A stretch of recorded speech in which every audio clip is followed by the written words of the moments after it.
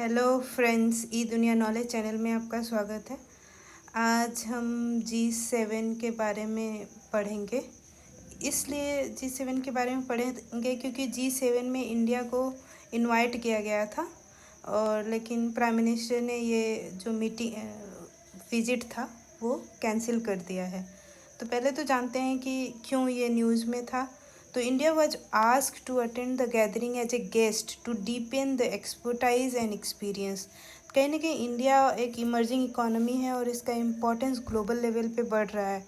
तो इसलिए G7 countries ने इनवाइट किया था to share expertise and to share relationship among the countries. दूसरा है कि क्यों ये कैंसिल कर दिया गया है विजिट जो प्राइम मिनिस्टर का था। तो उसका सबसे बड़ा रीज़न है जो हम जानते हैं कि कोरोना वायरस का जो क्राइसिस है, ऑलरेडी हम सेकेंड वेव जो में सफ़र कर रहे हैं और इसमें बहुत ज़्यादा केसेस और डेथ्स दोनों हो रहे हैं। तो इन दोनों के ही कारण कहीं ना कहीं इंडिया की प्रायोरिटी अभी डोमेस्टिक लेवल पे है। तो इसीलिए हम इंटरनेशनल कॉन्फ्रेंसेस या कोई भी समिट अटेंड नहीं कर रहे हैं। तो सबसे इम्पॉर्टेंट क्वेश्चन बनता है G7 के बारे में पढ़ना हमारे एग्जामिनेशन पॉइंट ऑफ व्यू से। तो पहला है कि ये इंटर गवर्नमेंटल ऑर्गेनाइजेशन है, मतलब कि ये जो ऑर्गेनाइजेशन है गवर्नमेंट के रिप्रेजेंटेटिव मिलके बनाते हैं। कौन कौन से अब इसके मेंबर हैं? कनाडा है, फ्रांस है, जर्मनी है, इटली है, जापान है और यूके है और यूएस है। ये सातों जो कंट्रीज़ हैं ये all are the developed country. ये ध्यान रखना है कि जो G7 में मेंबर्स हैं वो डेवलप्ड कंट्री हैं। और G7 का एक इम्पॉर्टेंस ये है कि G7 58% ऑफ ग्लोबल वेल्थ और 46% ऑफ ग्लोबल GDP को रिप्रेजेंट करता है। सेम इन्फॉर्मेशन ये हिंदी में है। जो हिंदी मीडियम के स्टूडेंट हैं वो इसको रेफ़र करें प्लीज़। इसके अलावा अब इसका जो गठन हुआ था वो 1973 में हुआ था। पहले ये यूजुअली जो फाइनेंस मिनिस्टर थे G7 कंट्रीज़ के वो मीटिंग करते थे, बट बाद में ये हेड ऑफ स्टेट यानी कि जो वहाँ की सरकार है, चाहे वो प्राइम मिनिस्टर हेड करते हों चाहे वो प्रेसिडेंट, वो अटेंड करते हैं। जैसे कि यूएस के केस में प्रेसिडेंट अटेंड करते हैं, उसी तरह जर्मनी के केस में चांसलर अटेंड करती हैं। तो इस तरह जो वहाँ का हेड ऑफ स्टेट, यूके के कॉन्टेक्स्ट में प्राइम मिनिस्टर, तो जो भी हेड ऑफ स्टेट है वो अपना उस लेवल का मीटिंग होता है। पहले क्या था? G8 था। उसमें G8 में +1 कौन था? वो रसिया था। रसिया को इंक्लूड कर लिया गया था, लेकिन एक इशू की वजह से, मतलब क्रीमिया जो यूक्रेन का पार्ट है उसको एनेक्स कर लिया था रसिया ने। इसी की वजह से उसको G7 के मेंबरशिप से हटा दिया गया था। और इसका काम क्या है? Work towards financial stability eight global level.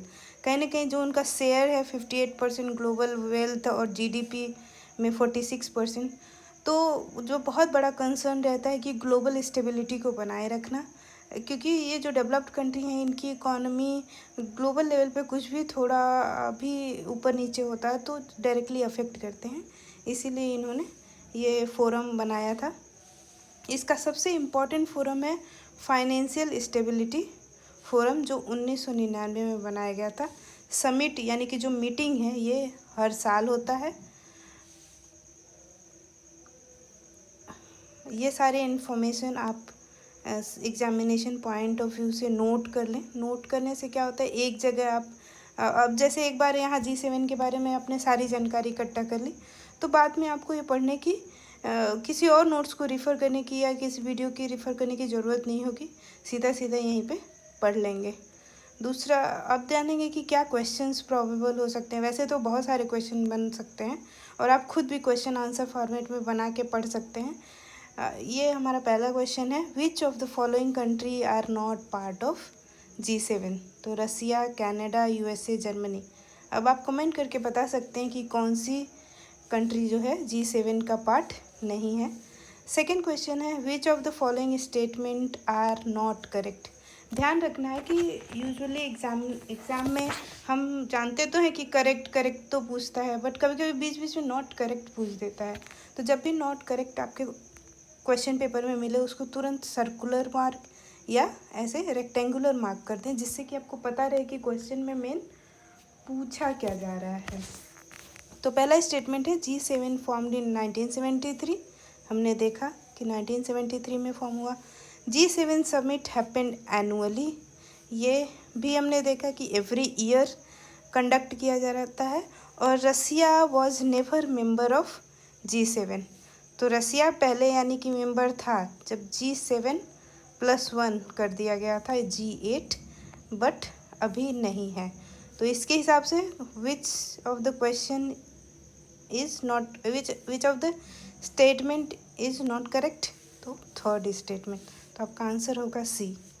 Thank you friends, please share, subscribe and like the video on E Duniya knowledge. Thank you.